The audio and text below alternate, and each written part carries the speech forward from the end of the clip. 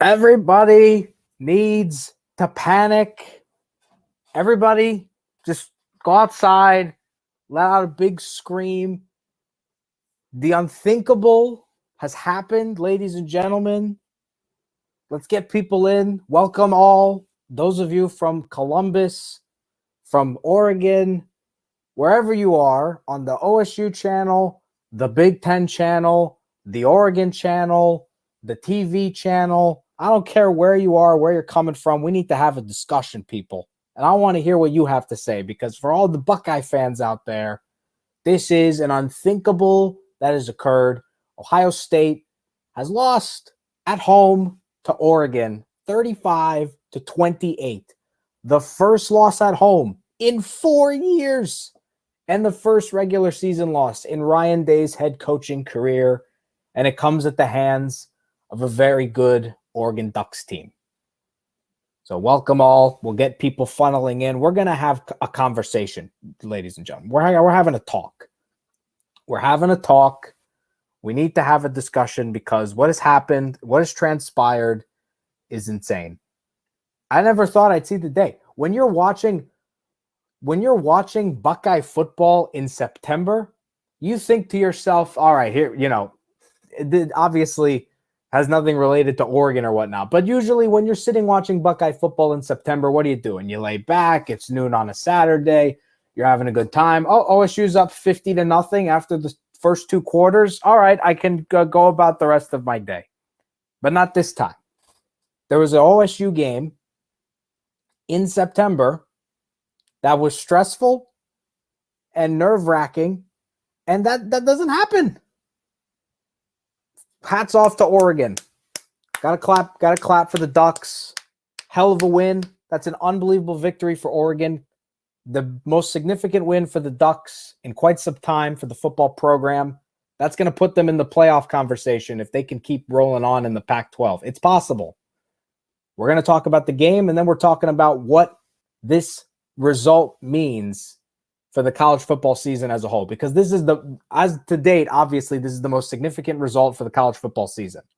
This might be the most significant result for the entire college football season when we get to December and the selection show. Ducks missing 5 defensive starters, including the best player in the nation, and they were able to hold the Buckeyes to 4 touchdowns. Phenomenal performance. I welcome everyone into the stream. We're going to have a long conversation, about an hour or so. I want to hear your thoughts about the game. I want to hear what you think about it all. Welcome, one and all. Go follow all the Voice of College Football channels. Follow the man, Mark Rogers himself. Follow this Buckeye channel, this Big Ten channel, this Oregon channel. Any team you like or want to know more about, you follow that channel. You hit the subscribe button and hit the like button on the videos. Hit the like button on this video. If you want to super chat, more than welcome to. You don't have to if you don't want to. But man, Ohio State's defense, a disappointing performance to say the least. They couldn't get a stop. They couldn't get a stop. It couldn't happen. And they gave up 3 touchdowns on the same play, on 3 runs to the left, a pitch and 2 handoffs to the left. Oh, there you go. Touchdown. There you go. Missed targeting call ended up being the difference. I don't know about that. The missed targeting was an egregious missed call. I mean, the defender basically headbutted Olave's spine Zidane style, and I was very surprised. So, gave up 3 touchdowns to the same play and then an important 4th down to that same play. There you go. And, God, that 4th down, Dylan brings up that play. Ohio State called a timeout on that 4th down, and Oregon false started. So they took Oregon off the hook. If there was a false start, it would have been 4th and 6. And OSU called the timeout, and then Oregon scored.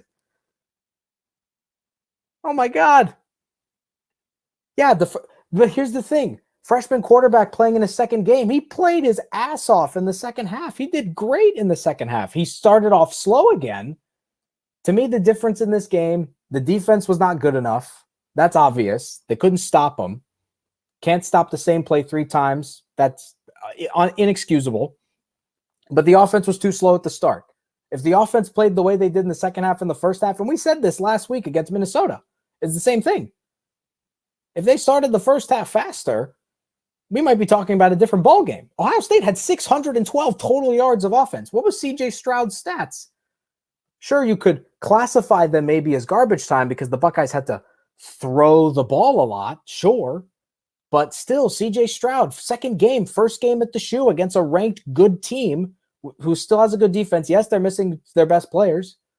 But Stroud was 35 of 54 for 484 yards and 3 touchdowns. He made an interception on, I think, one of his last throws in the game. That was a bad interception to give up. He should have thrown the ball out of bounds.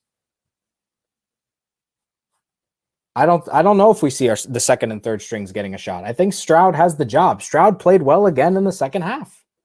That's the way that I see it. I would have loved to see some more running, but at the same time, the trench battle, Oregon won on both sides.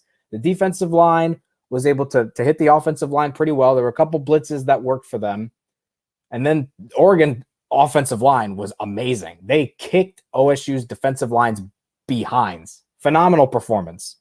You have to take your hats off to the Ducks. As bad as Ohio State's defense was, the Ducks played great. You saw good composure from Anthony Brown, confident in his decision-making, going through his progressions, making smart throws. He was confident running the ball when he got the chance to. He had 10 carries. C.J. Verdell, breakout performance for him. 161 rushing yards, 2 rushing touchdowns, the receiving touchdown on the pitch.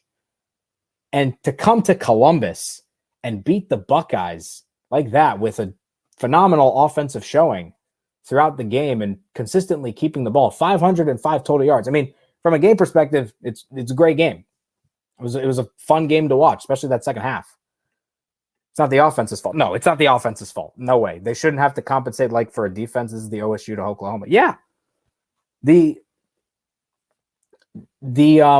offense is not at fault for this loss. The defense is more at fault for the loss, but the offense needs to start games quicker. If the offense starts the game quicker, we potentially are looking at a different result. But I don't think Oregon's offense could have been stopped today. Making bad reads on the replays, doesn't seem to be comfortable holding the ball in the Yeah, no, I think, Tyler, you're right. Stroud is a little bit cautious. I still think he has the starting job. Yeah, we might see other QBs get a shot, but yeah, I agree. In the first half there and on many moments, Stroud did not look confident going into gaps, looking for runs.